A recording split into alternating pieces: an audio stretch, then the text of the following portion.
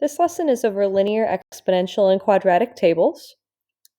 Our objective today is I can determine if an equation is linear, exponential, or quadratic by analyzing a table. Feel free to follow along with the note-taking guide that's provided on Canvas for you for help, or you can just take notes in your notebook. It's up to you. Before we get started on this lesson, let's go ahead and look at our estimation question today. I asked you the question of how many cheese balls would fit on this plate. The correct answer is 156 of them would fit on this plate. And we actually had a three-way tie for the correct answer. We had Lily and Dylan from 7th period and Raihane from 5th period.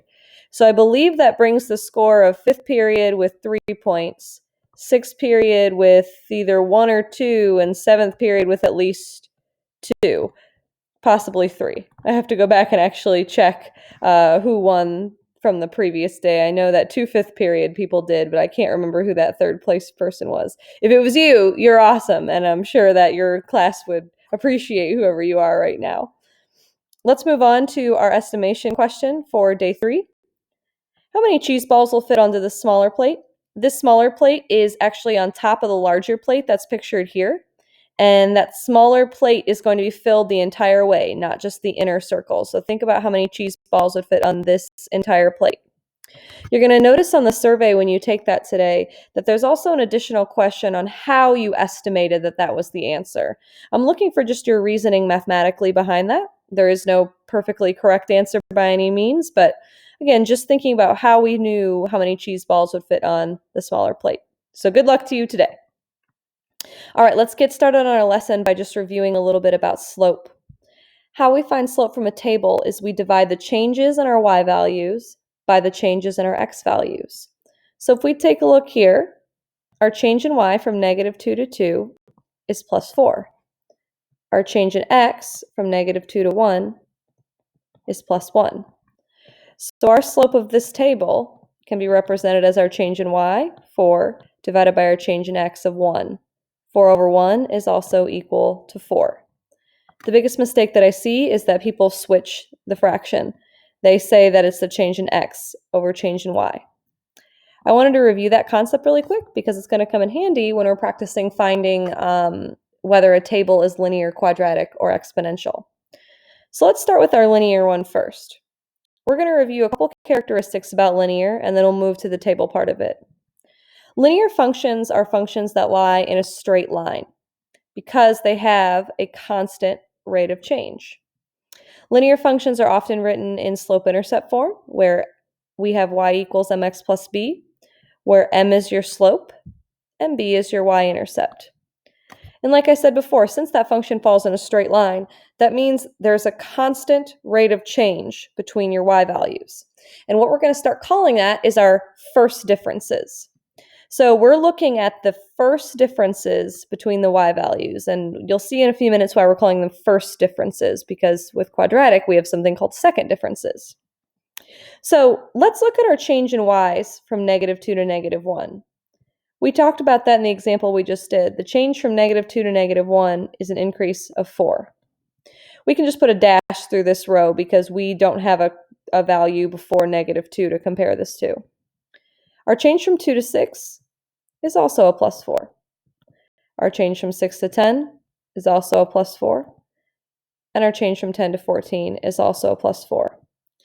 Because the first differences are the same, we can conclude that this table here is a linear function because the first differences are the same. Let's look at exponential functions. Reviewing some characteristics first. Exponentials are curved lines that approach an asymptote being that line that the function gets very close to but never touches. Exponential functions are often written in the form of y equals a times b to the x power, where a represents our initial value, where we start with, and b represents our growth or our decay rate. Exponential functions have a non-constant rate of change, meaning that they're not going to end up in a straight line. Again, a curved line is what we'll see with that. That J-curve is what we talked about from before. But instead of having a non-constant rate of change, what they do have is something called a constant ratio. Remember, a ratio is just a comparison between two numbers. Often we look at them with fractions. So in order to figure out if a table is linear, or exponential or quadratic, we look at the first differences and we look at something called the ratio. And just a small reminder that we're looking for those multiplication and division patterns when we notice exponential functions. So let's take a look. Here in this table, we're going to look at our first difference column first. The change from 1/4 to 1/2 is adding a fourth. 1/4 plus 1/4 gives us a half. The change from 1/2 to 1 gives us a half. We're adding a half. The change from 1 to 2 is plus 1. We're adding 1. The change from 2 to 4 is plus 2. We're adding 2. So since these numbers that we just found for our first difference column are not the same, that means this table is not linear. Whatever equation it represents, it's not going to be a linear equation because these first differences are not the same. Now let's look at our ratio column. Our ratio is a comparison of the y values. Make sure you write that down.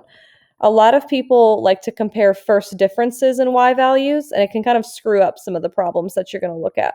So the comparison of ratio, or the ratio is a comparison of y values only. So we'll show you how you look at that. What we're going to do is we're going to divide the two y values that we have in sequence with our rows that we have here. So a ratio, if we compare 1/2 and we divide that by 1/4, what would we have? Remember, when you're dividing fractions, this problem basically becomes 1/2 times 4, because if you're dividing by a fourth, that's the same thing as multiplying by 4, and 1/2 times 4 is equal to 2.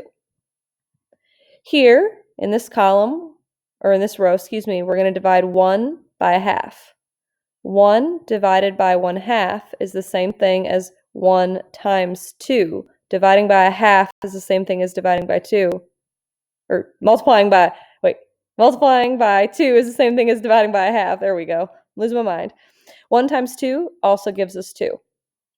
In this ratio here, our y value of 2 divided by our y value of 1. Notice how we're just dividing from the previous y value on each one of these.